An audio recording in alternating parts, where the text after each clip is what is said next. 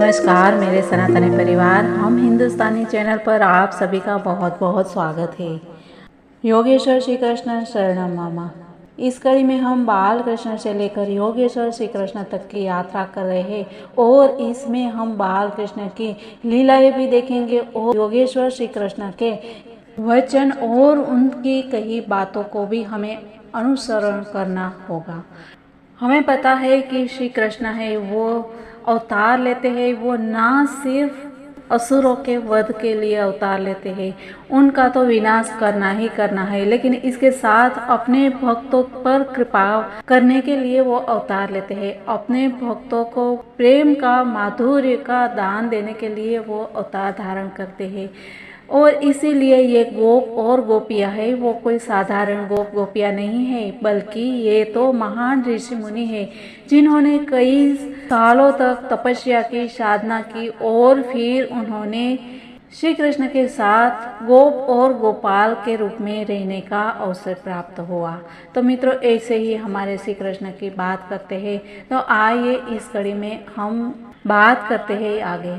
मित्रों, आप अगर नए हैं इस चैनल पर तो हम हिंदुस्तानी चैनल को सब्सक्राइब जरूर कर दीजिए और वीडियो पसंद आए तो लाइक और शेयर करना भी मत भूलिएगा। मित्रों, कल हमने देखा कि बलराम का नामकरण किया और ये नामकरण करने वाले ऋषि संत कोई साधारण नहीं थे, वे भूत तथा भविष्य जानने वाले महान ज्योतिषी थे। गर्गाचार्य गर्ग ऋषि ने बलराम का नामकरण किया और अब बारी है श्री कृष्ण के नामकरण की। वो कहते हैं कि गर्ग मुनि ने नंद महाराज को जानकारी दी कि जहाँ तक आपके पुत्र का प्रश्न है, इस बालक ने विभिन्न गुणों में विभिन्न शारीरिक रंग धारण किए हैं। सर्वप्रथम इन्होंने श्वेत रंग धारण किया, फिर लाल, फिर पीला और अब श्याम रंग धारण किया है। इसके अतिरिक्त यह पहले वासुदेव का पुत्र था, अतः इसका नाम वसुदेव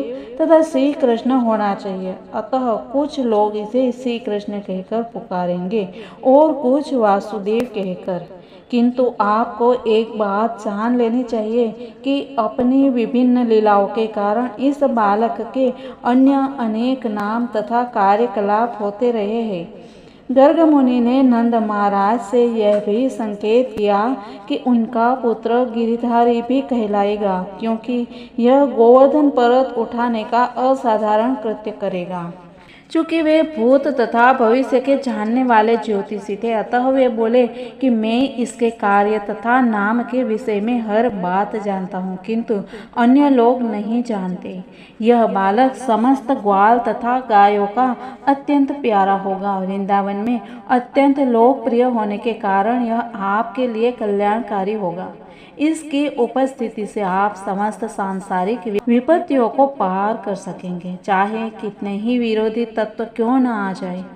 गर्ग मुनि ने आगे कहा कि हे व्रजराज, जब जब राजनीतिक कुव्यवस्था हुई है, इस बालक ने अपने पूर्व जन्मों में चोर उच्चकों से साधु जनों की कई बार रक्षा की है। आपका पुत्र इतना शक्तिशाली है कि जो भी इसका भक्त होगा उसे शत्रु सता नहीं पाएंगे। जिस प्रकार विष्णु सदैव देवताओं की रक्षा करते हैं, उसी तरह आपके पुत्र के भक्त भी नारायण भगवान के द्वारा सदैव सुरक्षित रहेंगे।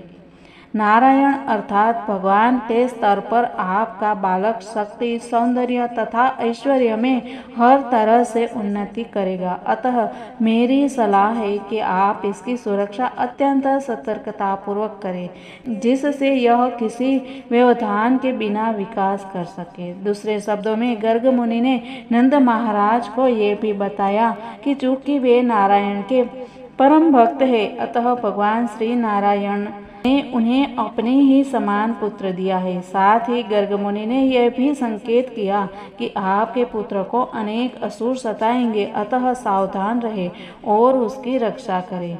इस प्रकार गर्ग मुनि ने नंद महाराज को विश्वास दिलाया कि साक्षात नारायण उनके पुत्र बने हैं उन्होंने अनेक प्रकार से उनके पुत्र के दिव्य गुणों का वर्णन किया। यह जानकारी देकर गर्ग मुनि अपने घर वापस चले गए। नंद महाराज अपने को परम भाग्यशाली व्यक्ति मानने लगे और ऐसा आशीर्वाद प्राप्त करके उन्हें परम संतोष हुआ।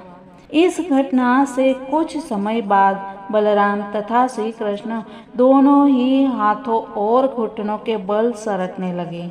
इस प्रकार चलते हुए वे अपनी माताओं को प्रमोदित करते रहते थे।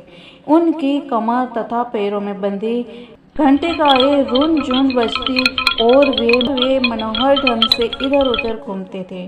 कभी कभी वे सामान्य बच्चों की भांति दूसरे बच्चों से डरकर अपनी रक्षा के लिए अपने अपनी माताओं के पास दौड़े चले जाते। कभी वृंदावन की मिट्टी में रेंगने के कारण उनके शरीर मिट्टी से लथपथ हो जाते। वास्तव में उनकी माताओं द्वारा उनके शरीर पर केसर और चंदन का लेप मला होता था, किंतु मिट्टी में घुटनों के बल चलने के कारण उनके शरीरों पर मिट्टी लग जाती। जो ही वे यशोदा तथा रोहिणी के पास आते, वे उन्हें गोद में उठाकर साड़ी से आंचल से ढककर दूध पिलाती। जब वे अपने पुत्र को बढ़ते देखती थी तो प्रसन्नता और बढ़ जाती थी माताई की। कभी कभी नटखट बालक गौशाल तक चले जाते और बछड़े की पूंछ पकड़कर खड़े हो जाते। इससे बछड़े विचलित होकर इधर उधर दौड़ने लगते और बच्चे मिट्टी तथा गोबर के ऊपर घिसट जाते। इस कौतूहल को देखने के लिए यशोदा तथा रोहिणी अपनी पड़ोसनी को यानी कि गोपियों को बुला लेती। ये गोपियाँ श्री कृष्ण की लीलाएं देखकर दिव्य आनंद में लीन हो जाती और प्रसन्नतावश वे जोर जोर से हंसने लगती। श्री कृष्ण तथा बलराम दोनों ही इतने चंचल थे कि यशोदा तथा रोहिणी अपने अपने गृह कार्य में व्यस्त रहते हुए उन्हें गाय, बैलों, बंदर, जल, अग्नि तथा पक्षियों से बचाने का प्रयत्न करती रहती। अपने बालकों की सुरक्षा के लिए सदैव उत्सुक रहने तथा गृह कार्य में व्यस्त रहने के कारण वे शांति पूर्वक रह भी नहीं पाती थी और बहुत अल्पकाल में श्री कृष्ण तथा बलराम दोनों ही उठकर खड़े होने लगे और अपने पैरों से कुछ कुछ चलने लगे। जब वे दोनों चलने लगे तो उनके हमजोली उनके साथ हो लेते और वे सब मिलकर गोपियाँ तथा विशेष रूप से यशोदा तथा रोहिणी को परम आनंद प्रदान करते रहते थे। यशोदा तथा रोहिणी की समस्त गोपी सखियाँ वृंदावन में श्री कृष्ण तथा बलराम से नटखट बाल सुलभ कार्यकलापों का आनंद लूटने लगी और इससे भी अधिक आनंद प्राप्ति के उद्देश्य से वे सब एकत्र होती और माता यशोदा के पास इन चंचल बालकों की शिकायत करने पहुंच जाती। जब श्री कृष्ण माता यशोदा के सम्मुख बैठे होते तभी सारी गोपियाँ यशोदा माता से उनकी शिकायतें करने लगती जिससे वे सुन सके। वे कहती कि यशोदा जी, आप अपने नटखट श्री कृष्ण को क्यों नहीं बरसती, उसको क्यों नहीं डांटती है। वह हर प्रातः तथा सायंकाल बलराम के साथ हमारे घरों में आते हैं और गाय दुही जाने के पूर्व ही उनके बछड़ों को खोल देता है जिससे वे गायों का सारा दूध पी जाते हैं। अतः जब हम दुहने जाते हैं तो दूध न होने के कारण हमें खाली बर्तन लेकर लौटना पड़ता है।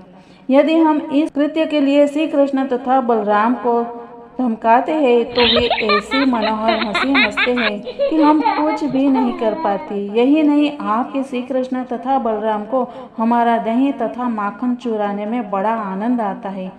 उसे चाहे हम कहीं भी क्यों न रखें, जब हम उन्हें दही तथा माखन चुराते पकड़ लेते हैं तो वे कहते हैं कि आप हम पर चोरी का आरोप क्यों लगाती है। क्या आप समझती है कि हमारे घर में दही तथा मक्खन का अभाव है।